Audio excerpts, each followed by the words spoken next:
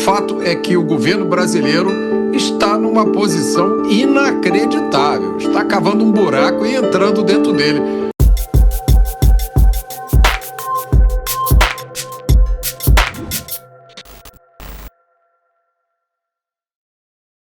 A gente trouxe aqui, então, esse trecho, né, Roberto Mota, do Derrite, que dialoga muito de perto com a segurança pública.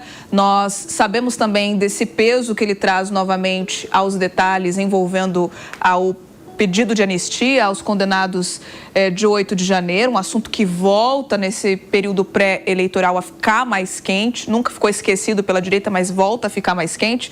Eu gostaria da sua avaliação, portanto, sobre essas falas e, principalmente, por que 2026 seria um ano tão decisivo para o futuro do país nas próximas décadas?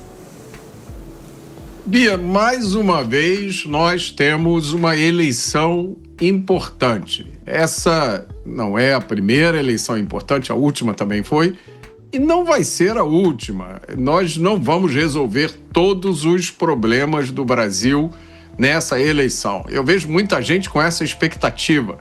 Eu publiquei um artigo nesse domingo dizendo que o próximo presidente do Brasil tem que fazer duas coisas. A primeira é combater o crime de forma efetiva e trazer paz para a gente viver. A segunda é tirar a mão do governo do nosso bolso. E o resto a gente faz. E aí foi interessante porque muita gente entrou na minha rede social, no X, para dizer, não, isso não basta. É preciso fazer mais uma reforma tributária, a reforma administrativa, a reforma disso, daquilo, e colocando dezenas e dezenas de desejos ali para o próximo presidente da República. Isso não existe. É como disse o grande economista Thomas Sowell, quando você pede o impossível aos políticos, só os enganadores vão vencer as eleições. O Derrite é especialista em segurança pública, um verdadeiro especialista. Ele foi policial, secretário de Segurança de São Paulo. Ele relatou o PL que acabou com as saidinhas, determinou o fim das saidinhas, e o PL antifacção, que veio do governo com um texto horrível, e o Derrite transformou realmente num PL que combate as facções.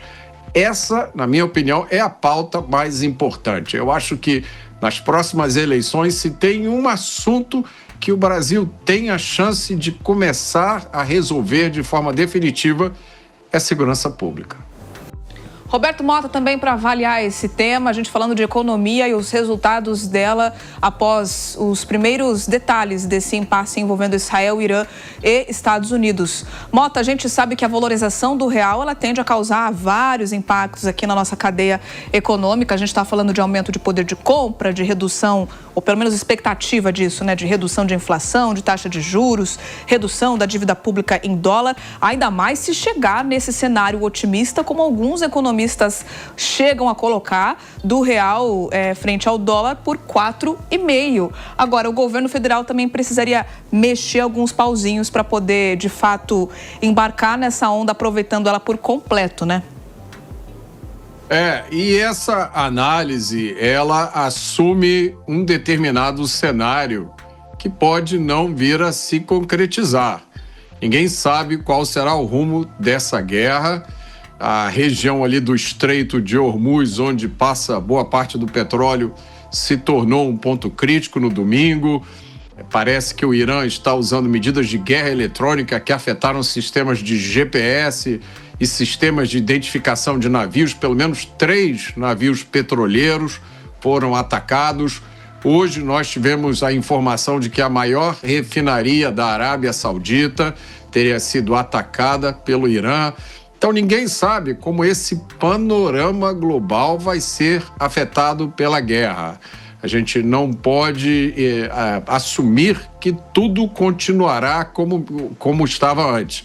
Preciso entender qual é o papel que a Rússia, a Índia e a China assumirão dentro desse conflito, e tudo isso afeta a capacidade brasileira de exportar petróleo.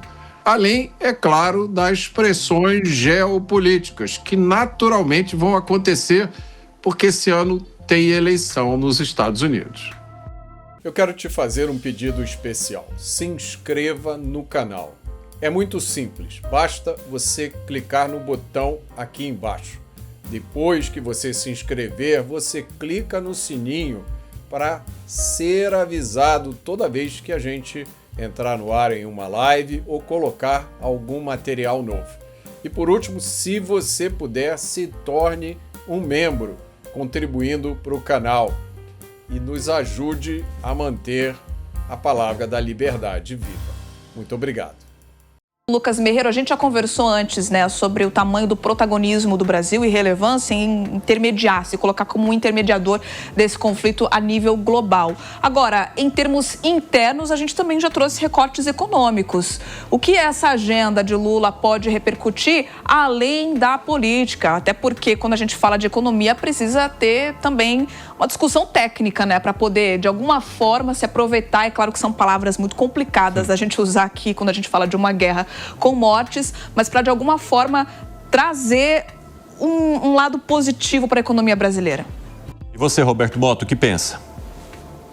Bom, com certeza a ideologia está na base de tudo isso, mas pode também existir alguma vantagem pessoal, política, da qual a gente não tem conhecimento. O fato é que o governo brasileiro está numa posição inacreditável, está cavando um buraco e entrando dentro dele. O Irã atacou todos os países do Golfo. Eles já ameaçaram retaliar. França, Inglaterra e Alemanha já disseram que estão do lado dos Estados Unidos. O chanceler alemão fez uma declaração fortíssima. O Washington Post, o jornal americano, disse que Trump finalmente decidiu atacar o Irã depois de pedidos insistentes do príncipe herdeiro da Arábia Saudita. É um absurdo que, nesse cenário, alguém ainda escute o que os assassinos iranianos têm a declarar.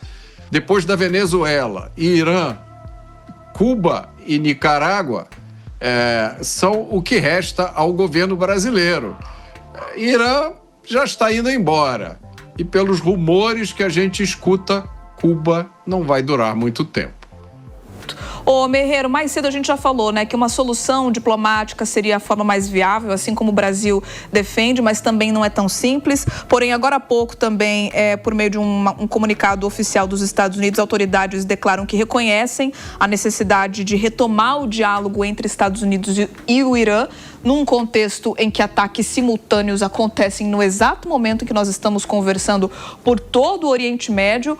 Agora, essa retomada de diálogo, ela determinaria justamente a queda do regime, né? Que é o pedido dos Estados Unidos e, inclusive, uma das suposições para dar início a esses ataques. É tão simples assim de se alcançar esse tipo de conquista, de que ocorra uma mudança após décadas, séculos, de um mesmo regime teocrático implantado no Irã? Fala, Roberto Mota. O governo brasileiro segue se colocando numa posição cada vez mais isolada e é difícil entender qual é a vantagem geopolítica disso, especialmente quando está previsto para breve um encontro com Donald Trump. Os ayatolás estão no poder desde 1979, salvo engano. Não é muito tempo. Até aquele ano, o Irã tinha um regime amigo do Ocidente. Se aconteceu uma revolução há tão pouco tempo, pode acontecer outra agora. Muita gente não sabe que eu também sou escritor. Eu já lancei 3 livros. O primeiro é esse aqui, Jogando para Ganhar, Teoria e Prática da Guerra Política, que fala sobre as coisas da política, fala sobre cultura. É um livro voltado para quem quer entender um pouco melhor esse mundo da política. Esse livro já está na sua 2ª edição. O segundo livro que eu lancei conta a história da minha participação na criação do Partido Novo, do qual eu saí em 2016. Se chama Os Inocentes do Leblon. Ele conta todos os bastidores da criação do partido e traça um panorama do Brasil durante a última década. É um livro que muita gente acha interessante. E meu último livro, para minha surpresa, foi um best-seller com mais de 100 mil cópias vendidas. A Construção da Maldade fala sobre a história da destruição da segurança pública brasileira. Ele explica como a ideologia marxista se infiltrou no nosso sistema de justiça criminal e conta algumas histórias de vítimas. É muito importante para quem quer entender um pouco melhor sobre o que acontece no Brasil. Ele tem dados, fatos, referências. Não é um livro de opinião, é um livro que mostra um panorama da realidade. Todos esses livros você pode encontrar na minha livraria online, livrariadorobertomota.com.br. A minha livraria tem uma seção só com recomendações.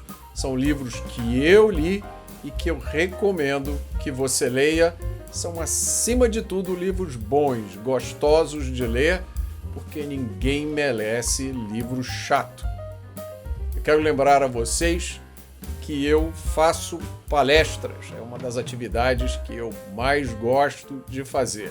Palestras sobre política, panorama geopolítico, sobre economia, sobre cultura e sobre segurança pública. Para maiores informações sobre as minhas palestras, mande um e-mail para meiahoracomota@gmail.com. Muito obrigado.